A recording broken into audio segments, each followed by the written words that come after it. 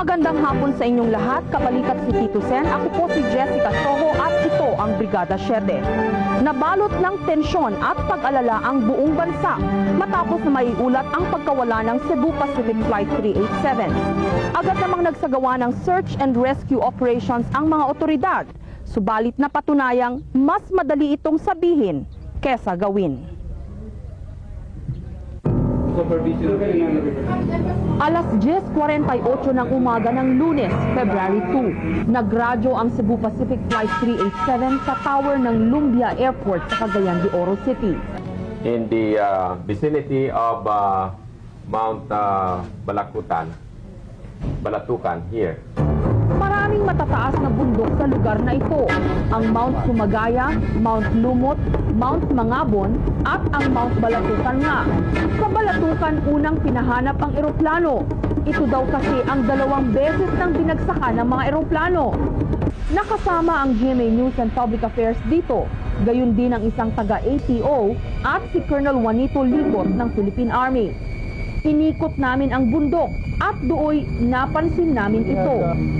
Sa masukal na bundok, may isang bahaging nakalbo ng bahagya.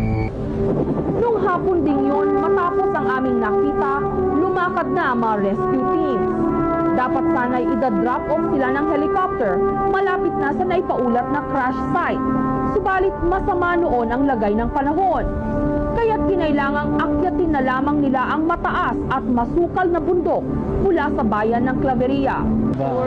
Samantala sa sitio Haruhay sa bayan ng Claveria sa paanan ng bundok, itinalaga ang Advanced Command Post. Nagmistula itong evacuation o resettlement site sa dami ng mga nagpuntang volunteer groups at pati na rin ang mga kamag-anak at kung minsan pa nga'y buong angkan ng mga biktima. Dito'y malamig ang gabi, pati ang araw. Subalit hindi ito iniinda ng mga kamag-anak ng pasahero ng Flight 387. Marahil upang maibsan ang kanilang kalungkutan, sila'y pumaparito, tinititigan ang Mount Sumagaya, kahit na kalimitay natatakpan ito ng ulap. Ito ang sitio Manibay, bayan pa rin ng Claveria. Fiesta pala dito kaya't maaga pa lang, bumibili na ng serbesa ang dalagitang ito. Iinumin daw ng kanyang mga kamag-anak. Sa simbahan, may pabinyag para sa mga bata. Sa komunidad na ito sa paanan ng bundok kung saan naganap ang tinaguriang worst air accident o ang pinakamalaking trahedya ng eroplano sa kasaysayan ng Pilipinas, tuloy ang gulong ng buhay. Samantala, dito'y nakilala namin ang isang magsasaka na posibleng vital witness o saksi sa nangyari sa Flight 387.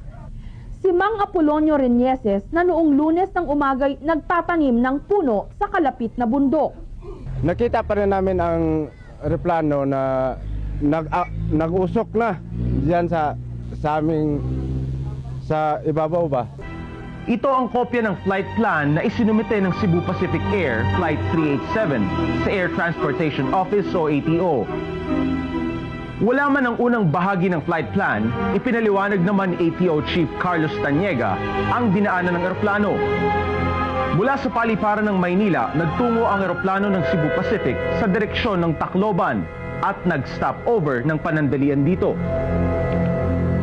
Muling lumipad ang Flight 387, tumawid sa Butuan bago tumungo ng Cagayan de Oro. Airway ang tawag sa karaniwang dinadaanan ng mga eroplano sa himpapawid. Kumbaga sa paglalakbay sa lupa, ito ang highway. Walang kinikilalang airway mula Butuan patungong Cagayan de Oro. Tanong, kung hindi dumaan ng Tacloban ang Flight 387, makaligtas kaya ito sa aksidente?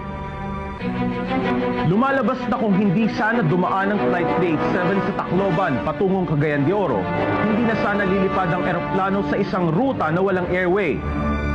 Mahalaga rin ang pag-ulat ng piloto sa kanyang kinalalagyan sa ere para maalalayan siya ng todo ng ATO Tower Control. Dinisenyo daw ang mga eroplano upang sagupain ang hangin paharap. Kapag mayroong wind shear, ang hangin ay bigla na lamang tumatama sa katawan ng eroplano. Dahil dito, maaaring biglang tumaas o biglang bumaba na lamang ang eroplano dahil hindi paharap ang direksyon ng hangin. Most of the time nangyayari to sa mga mountainous area na yung hangin, for example, galing dito sa left side mo, dito sa left side ko. And pag tumama yan sa bundok, magbabounce yan pa itaas and eventually, pababa. Okay. If you will examine yung flight path nung Flight 387, tabi-tabi yung bundok dyan, mountain ranges yan. Sa likod yan is Hingoog City. Dagat din dyan. Then, after nung mountain ranges na yan, dagat na naman. Balingasag area, Misamis Oriental. So, ang hangin dyan, manggagaling sa likuran mo, manggagaling sa harapan mo. Pag tama niya sa bundok, it will go up. Then, eventually, it will go down. Pag tinamaan ka niyan, pumasok ka dyan sa area yan, just imagine kung gaano kalakas tong hangin na to. Mahangin ang lugar ng Mount Sumagaya. Wind shear kaya ang naging problema? Pag dumadaan, dalawa lang daanan namin dyan eh. From Cagayan de Oro, papunta kami Butuan, may dinadaanan kami dyan saddle. Pag yung saddle hindi namin makita yan, nag-shoreline na lang kami. Ikot kami. Matagal nga, pero shoreline, nakakarating kami sa paruroonan namin. Pero pag clear yung saddle, okay lang. Pero yun nga lang, pag lagpas mo ng saddle, if you are from Cagayan de Oro, expect na right after that, talagang turbulent yan. Iikot ka ng iikot yan dyan, kalampaging kang tinatawag. Nakatakdang imbestigahan hindi lamang ng ATO kundi pati na rin ng mga aviation experts mula pa sa Amerika ang nangyari sa Flight 387. Una nilang pakay ang makarating sa bundok. Sa gitna ng masukal at malamig na gubat na saksi sa malagim na pangyayari, umaasa silang makahanap ng mga kasagutan sa napakaraming nakakabagabag na mga katanungan. Para po sa Brigada 7, ito si Jessica Soho reporting.